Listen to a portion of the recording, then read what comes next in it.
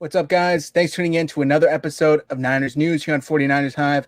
My name is Zach Hernandez, and as always, I am joined with my co-host, Matt Llewellyn. And today we're going to be talking about who is at fault for the 49ers' bad offensive output Sunday against the Cardinals. Matt, it was ugly. There was all sorts of ugly out there. Who would you say is most at fault for that? Well, first things first, the loss means that it's Black Hat Monday. So until the 49ers get a win, the Black Hat is all you're going to see. There's plenty of blame to pass around. I don't think anybody had a spectacular day. I mean, even, Raheem Mostert, even though he had that long touchdown catch, rushing the ball, 15 carries, 56 yards, not his best output. I think a lot of that has to do with the play calling, and that's really where my blame lies for the most part is Kyle Shanahan. Shanahan has the reputation for being able to scheme anything open. That's the criticism that Jimmy got last year, even when he did good, was just like, oh, well, Shanahan can scheme wide receivers open. He can scheme guys open, And so for me, primarily, number one, it's going to be on Kyle Shanahan, because what started off as creative play calling, the angle route to Mostert, there was a tight end sweep to George Kittle, really fell into a pattern of really odd play calling. There was a 3rd and 2 where they ran a wheel route. There was the 4th and goal play where they just ran a dive up the middle, and it was continuously this frustrating thing of like, they're not going to do that, are they? Oh, they just did that. Why are you doing that? So, to me, it was, the out route to Trent Taylor. I mean, why are you running stuff to the outside when Jimmy's bread and butter is definitely over the middle? So I think Kyle Shanahan first and foremost. And then secondly, I think Jimmy Garoppolo didn't do a great job. And I'm not going to hammer him as hard as 49ers Twitter is doing. They're going absolutely crazy on him, pretending like he's the second coming of I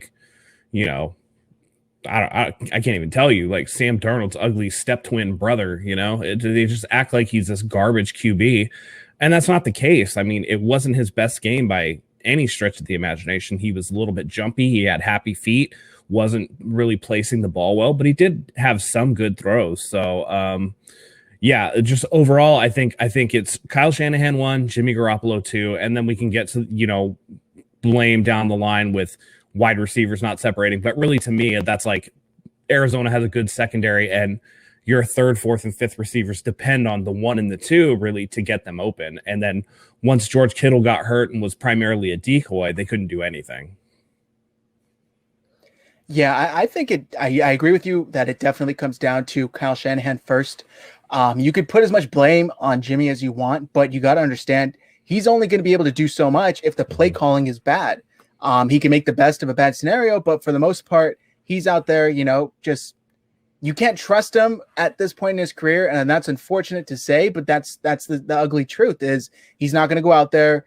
And maybe at times he was able to go out there and win the game for you, but right now he's not that guy, especially with the depleted roster.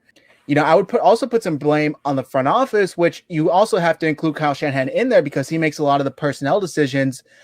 They knew going into this, like we said in the live recap, that they were going to be injured at wide receiver. They knew who they had available and who wasn't going to be available, and yet they still stood pat and did nothing. And then today they came out and Permat Mayoko said that he wouldn't rule out bringing in a guy like Mohamed Sanu and that he loves Sanu. Well, you should have loved Sanu on Saturday. You shouldn't have waited until your wide receivers did absolutely nothing to love Sanu now. He should have been enough then, and it should have made enough sense then to sign him then, because you put Jimmy out there with absolutely nobody to throw the ball to.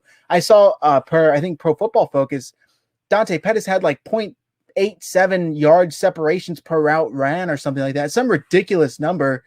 It was horrible. It was a horrible product. But at the end of the day, the buck stops with Kyle Shanahan. But I would have liked to have seen them make some moves on the personnel side to kind of counteract their injuries to Debo and Ayuk. But unfortunately, they didn't do that, and we saw what the result of that was. Now, maybe not so directly, Matt. Who else do you think the blame kind of shifts to? Right. Well, before I get to that, I want to push back a little bit on Kyle Shanahan and the 49ers not trusting Jimmy Garoppolo. They threw the ball more than they passed the ball, despite nursing a lead for a lot of the game. So to me, it's not The failure isn't in that they don't trust Jimmy Garoppolo as far as play calling goes. The failure comes in what type of plays are you running given the personnel that you're missing and the personnel that you have on the field. And Shanahan came out and said something that was just baffling to me and just sounded completely like coach speak, that the wide receivers separated fine, but that they just weren't a big part of the game plan. And to me, that makes no sense. You're going to have weapons out there that you're going to actually not use. I don't understand. And then for him to say that, but then have the last couple of plays, the pass that bounced off of Patrick Peterson's helmet was to Kendrick Bourne. The fourth down play in the red zone was to Trent Taylor. So you're telling me that they're not a big part of the game plan, but on two of the most crucial plays of the game, they're two wide receivers. Something to me that just doesn't add up there. So I'm not buying that one. I'm also not buying that they don't trust Jimmy Garoppolo. They did the best with what they had. The backup center, Guasu, I think his name was, he did pretty good. But there was pressure on Jimmy a lot of the time. He had to step up and climb pockets. On that Bourne throw, he was a second late because Zach Allen beat Mike McGlinchey around the edge, and Jimmy had to step back up into the pocket before he could throw that. I think that, had some impact on where the throw went. And so that leads me into who I would also blame, and that is just injuries. I think injuries played a huge part in the 49ers not being able to get rhythm. And like you said, personnel, they could have brought Mohamed Sanu in. Shanahan talked about, hey, we're definitely, going to take a look at him if he's available today. But it's like you should have done that last week. And, we talked about it before, Deebo Samuel with the summit to determine whether or not he was ready. And it's like, why are you waiting till the last minute? You brought in JJ Nelson, you brought in Tavon Austin, you brought in Kevin White, you brought in all this garbage, but you have a guy like Sanu who has been a producer, and people will say, oh, well, Bill Belichick cut him and they only have Julian Edelman. Well, not everybody works with the Patriot system. The Patriot system is very unique. Bill Belichick is a very persnickety coach, and that's not necessarily an indictment on whatever Mohamed Sanu has left in the tank. So you have to at least pick up the phone and give him a call and bring him in before you just write that off. So I don't buy that. But injuries have, taken a toll. And fortunately, it looks like George Kittle avoided major injury. He has a knee sprain. It looks like, from all indications, that we're going to get Brandon Ayuk next week. If they do sign Mohamed Sanu, that'll be another body out there that we can get. And hopefully that'll take pressure off of, Kendrick Bourne, who's going to be a career third or fourth wide receiver. He works hard. I love his work ethic. He has some great catches, but he is what he is. He's never going to be more than that. And there's a reason why he was an undrafted guy. There's a reason why Trent Taylor's a 5th round pick. The real disappointment is Dante Pettis, who I think alligator armed a fully catchable pass. He went into business for himself and, made a business decision not to put his body on the line. And that's disappointing, but I think at this point we know that Dante Pettis is never going to be a guy that we're going to rely on, and all the hopes that we had before the game were kind of dashed, after the game. So going forward, I mean, you have to do the best that you can with injuries, and if Kyle Shanahan can clean up the play calling, Jimmy Garoppolo should have a better week next week. The Jets are horrendous. So it's going to be one of those things where you kind of like, you can pick on your little brother a little bit, and you can beat up your little brother a little bit to get back on track. And we'll see where we go from there. Everything I saw, before this game, Pittsburgh and New York was on Monday Night Football, and New York looks terrible. I mean, Saquon Barkley can't run.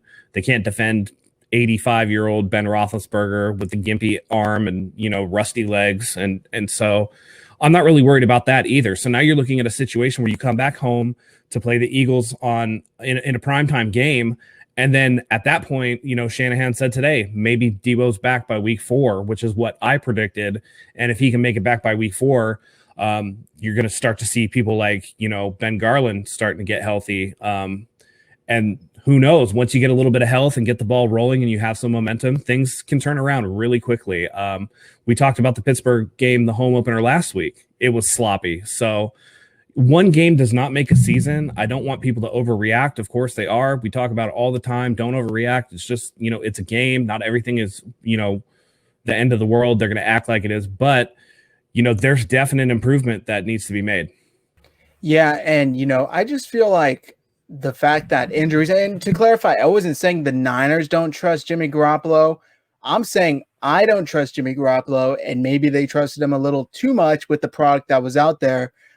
Great quarterbacks are able to elevate the play of their receivers and their surrounding cast. I don't think he's at that point yet, so I think maybe they made a mistake trusting him a little too much, just to clarify. But yeah, totally, injuries just made this team put out a poor performance yesterday, and it's not an excuse, but it's just looking at it from a factual standpoint. They didn't have Debo, they didn't have Ayuk, and who knows what the 49ers have in Ayuk, but we do know what we have in Debo, and Debo not only helps the passing game, he helps the running game. So there's two different factors of the offense that Debo is not sparking. He's not, getting life into. So it's tough to overcome, and you're playing a team who you already played tough twice last season, and now you come in depleted, completely flat. Your defense is gassed because you're on the field so much, played so many snaps. I think I saw they played the most snaps going back to like 2016. 78. Yeah, it's 78 ridiculous snaps. So you can't win. That's not a winning formula, no matter how you draw it up, no matter how little you claim the receivers weren't in the game plan to begin with. It's not a winning formula. So it's too much. I agree. But if we're going to find a silver lining in there somewhere, all that being true, offense played like crap. Kyle Shanahan wasn't calling plays right. Jimmy Garoppolo looked flustered. They didn't have wide receivers. They didn't have interior O-line. They couldn't run the ball, all this stuff. But they were still in position to win the game at the end. So you're talking about a team that does have enough innate talent that, even playing, this is probably going to be the worst game that they play all year. Hopefully. And if it is, you're talking about a team that was still right there with a chance to win an up-and-coming young Cardinals team that gave them fits last year. So I think if there's anything to take out of that, it's that. And the offense will get better. It's just a matter of timing. And this season is going to start out weird just because of COVID and the situation with that. No preseason games. We've seen a lot of slop football this weekend. Like I said on the recap show, the guys that really had a handle on things and looked really good were the more athletic quarterbacks that rely more on athleticism than they do rhythm and scheme. So the scheme will catch up. Those type of players, the rhythm offenses, the scheme offenses will catch up. It's just a matter of finding your footing in a weird offseason. Yeah, and not only did we play this team tough last year, but they added the best receiver in the NFL, and DeAndre Hopkins. The 49ers haven't addressed their secondary for seems like 2 to 3 years now. No wonder he's going to give them fits. No wonder it's going to be a lot to handle. So yeah, man, it was just a lot. And the 49ers came out flat. They didn't come out with the same energy that we're used to. And we saw what happened. So I think definitely agree with Matt. They're going to come out next week with a lot more energy, a lot more intensity. And this is going to be a game to get their confidence back up. As messed up as it sounds, but that's just true. They're going to beat up on the Jets. And we had predictions there on the live recap yesterday. We'll go ahead and do another preview at the end of this week. But if you guys are curious right now, go and check out the live video from yesterday and check out our predictions. But I think that's going to do it for us today, guys. Thanks for tuning in to another episode of Niners News. We really do appreciate you guys tuning in as we grow our YouTube channel. If you guys like what you see, subscribe to the channel. Make sure you like this video and drop a comment below. Who do you think was at fault for the 49ers loss on Sunday? Go ahead and click the bell for notifications. We're always bringing out new videos and you don't want to miss a thing. So until next time, go Niners.